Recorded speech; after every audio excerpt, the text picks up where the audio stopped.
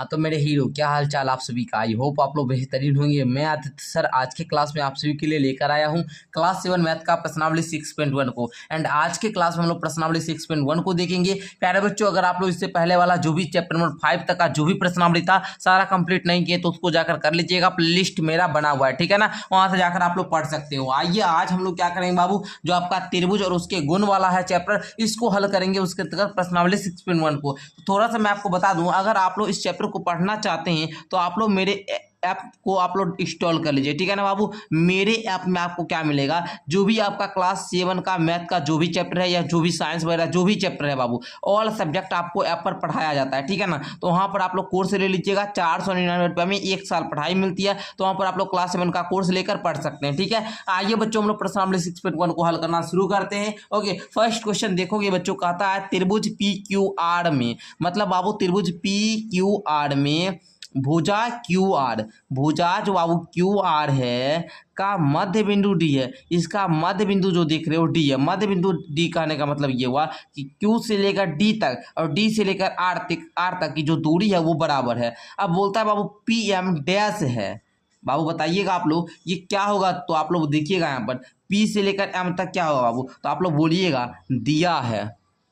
क्या बोलिएगा बच्चे, दिया है, दिया है त्रिभुज पी एम डी, दिया ना बाबू पी एम डी है ना, त्रिभुज डी बराबर 90 डिग्री। पी एम डी का बराबर मतलब हुआ कि एम का पर जो कोण बन रहा है बाबू, एम पर जो कोण बन रहा है वो 90 डिग्री का बन रहा है, अर्थात समकोण बन रहा है। तो बाबू यहाँ पर आप देख रहे हैं ये पी एम क्या है, तो आप बोलेंगे इसलिए ये 90 डिग्री का कोण बन रहा है, इसलिए जो पी एम होगा बाबू, इस पर जो पी एम रेखा जो है ये क्या है, शीर्ष लंब है। क्या है बच्चे, शीर्ष लंब है। बस हो गया आंसर। आइए दूसरा कहता है पीडी डैश है, तो बाबू पीडी क्या होगा, तो आप बोलिएगा क्यूडी है ना बाबू। क्या बोलिएगा, दिया है कि क्यूडी बराबर में डी आर है ना बाबू। क्यूडी बराबर है डी आर, क्योंकि डी क्या है, मध्य बिंदु है, तो क्यू से डी तक जितना दूरी है उतना ही डी से आर तक भी दूरी है, मतलब क्यू डी बराबर है डी आर। इसीलिए बाबू ये जो डी है, ये डी है, मध्य बिंदु है, मध्य बिंदु को हम लोग माध्यिका बोलते हैं, तो बोलेंगे माध्यिका है, माध्यिका अर्थात बीच में है। ओके, तो इस प्रकार हो गया ना। अब बोलता है क्या क्यू एम बराबर एम आर है, क्या क्यू एम बराबर एम आर है, तो बच्चों क्या बोलिएगा, तो आप बोलिएगा नहीं सर, क्यू एम जो होगा ये बराबर नहीं होगा किसका, एम आर का, ठीक है ना। क्यों नहीं होगा भाई, तो बोलेंगे क्योंकि सर, क्योंकि डी जो है क्यू आर का मध्य बिंदु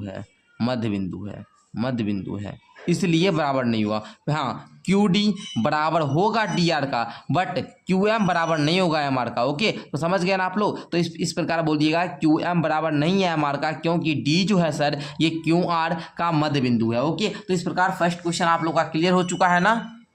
अब आइए बच्चे जी हम लोग सेकंड क्वेश्चन की ओर बढ़ते हैं। सेकंड क्वेश्चन आप लोग का क्या कहता है, ध्यान से समझना बच्चे।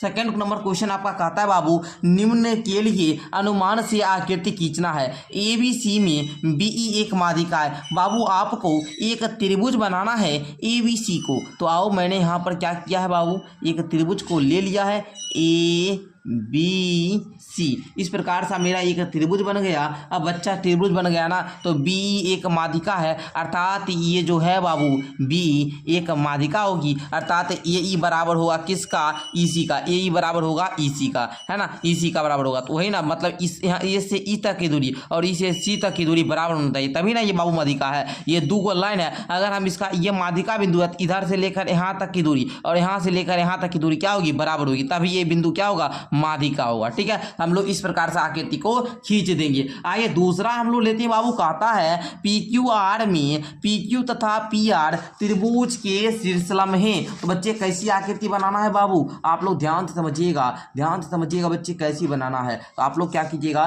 पी क्यू आर में पी क्यू तथा पी आर त्रिभुज के शीर्षलंब है, पी क्यू। अच्छा ध्यान से देखिए बाबू, इस प्रकार से बनाए, ठीक है ना। चलिए इसको हम दे देते हैं बाबू पी क्यू, मतलब पी से क्यू तक का भी, चलो ध्यान से समझना बाबू, ध्यान से। किस प्रकार बना रहे हैं, दिखाई दे रहा है सारे बच्चे को? अब दिखाई देगा ना जी। चलो इस प्रकार बनाए, इसको तो P दे देंगे, इसको Q बोल देंगे, इसको हम लोग R बोल देंगे। यहाँ पर हम लोग क्या करेंगे, समकोण बना देंगे। ओके, आप देना बाबू, बोलता है PQ भी शीर्षलंब है और PR भी शीर्षलंब है। अब देखो बच्चों, P से Q देखोगे ये भी यहाँ पर समकोण बन रहा है ना जी, एंड P से R देखोगे PR, ये भी बाबू क्या बन रहा है, शीर्षलंब बन रहा है। तो देखो PQR में PQ भी शीर्षलंब है तथा PR त्रिभुज भी शीर्षलंब है। इधर PQ भी शीर्षलंब हो रहा है और PR भी इधर से शीर्षलंब हो रहा है। समझ रहे हो ना? तो आप लोग समझे ना बाबू? तो यहाँ पर आप लोग बोल भी सकते हैं कि यहाँ PQPR क्या है बाबू, त्रिभुज PQR के शीर्षलंब में। ठीक है ना बाबू? यहाँ पर बोलिएगा कि यहाँ PQ और PR त्रिभुज PQR के शीर्षलंब हैं तथा RP तथा बाबू RP लंब है PQ पर। ओके, इस प्रकार मेरे भाई बोल देना, आप लोग बोल दोगे ना? चलो अब C नंबर वाला पढ़ते हैं हम लोग। देखना, कहता है त्रिभुज XYZ में बाबू एक त्रिभुज बनाना। आप लोग इस प्रकार से एक त्रिभुज बनाना, तो एक इस प्रकार से आप लोग क्या करना, त्रिभुज बनाना। ओके ना? चलो बना लिए ना, त्रिभुज बना लिए बाबू। मान लो ये है आपका x, इसको y मान लो, इसको z मान लो। ठीक है ना?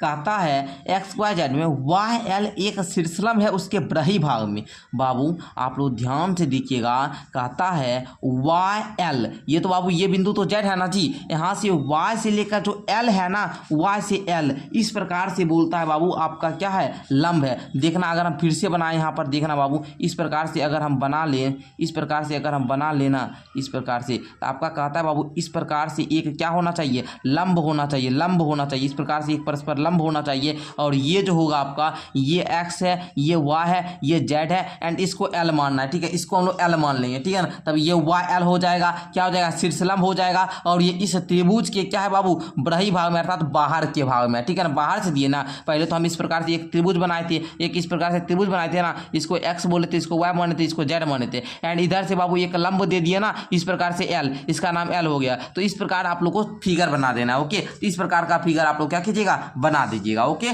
चलो आगे देखना, अब हम लोग क्वेश्चन नंबर 3 की ओर बढ़ते हैं।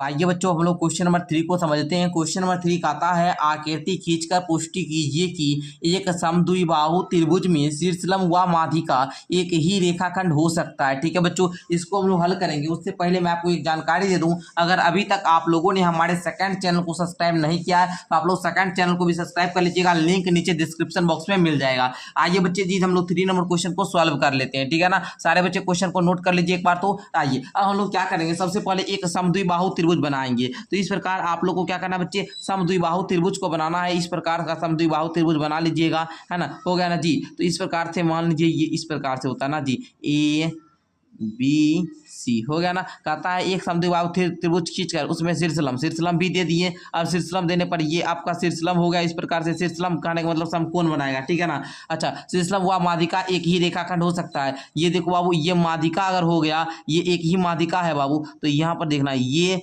बराबर होगा, अर्थात BL इक्वल होगा किसके, LC का। ठीक है ना? ये माध्यिका दे दिए। अब आपका बोलता है कि इसको पुष्टि करना, अर्थात कुछ इसके बारे में बताना है। तो हम लिखेंगे यहाँ पर, अब बच्चे लिखेंगे आप लोग यहाँ पर, क्या लिखिएगा कि हम जानते हैं, क्या लिखिएगा बच्चे, हम जानते हैं, क्या जानते हैं बच्चे, तो लिखेंगे हम जानते हैं कि समद्विबाहु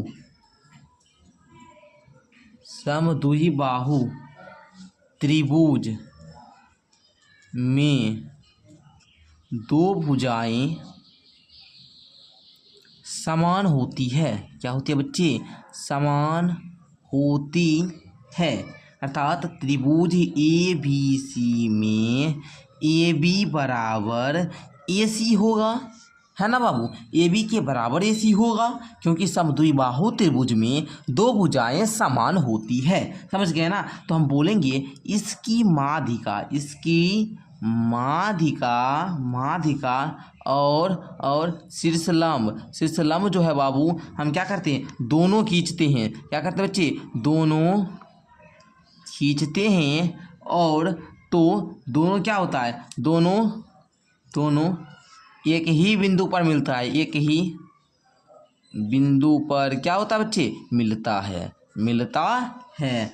अतः अतः ए एल वो है ना, क्योंकि बाबू आपका ए एल भी बोल सकते हैं या ए पी भी बोल सकते हैं, ठीक है ना, ए पी भी बोल सकते हैं। तो बोलिए ए पी त्रिभुज